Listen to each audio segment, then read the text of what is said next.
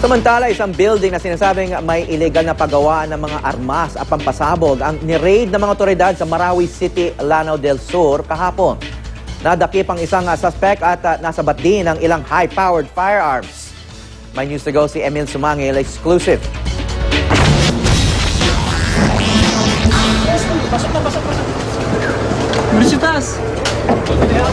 Matapos matiyak na walang tao sa bubungan, agad pinasok ng raiding team ang target na 3 palapag na building na sinasabing illegal na paggawaan ng mga armas at pampasabog. At sa huling palapag,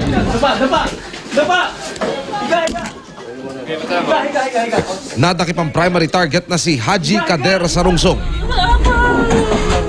Nakuha rin sa loob ng silid malapit sa bintana ang isang M60 machine gun.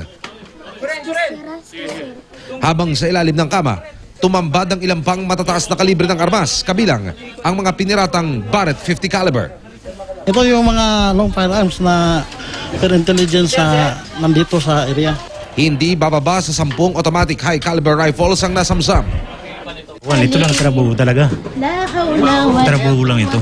Itong hanap buhay ko talaga. Sino po ang bumibili nito? Pero ito ay malalakas na klase. Imay, sir.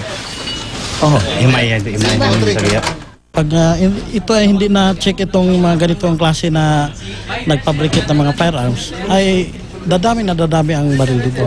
Bukod sa mga makinang ginagamit sa paggawa ng mga baril, nakakuha rin ng detonating device sa gusaling ito. Ito yung nakakatakot dahil kung ganito yung magiging setup ng lugar na ito at wala tayong katapusan na gulo na maayos dito. May 2 buwan daw na surveillance ang lokasyon bago ilunsad ang operasyon. Emil Sumangil, GMA News.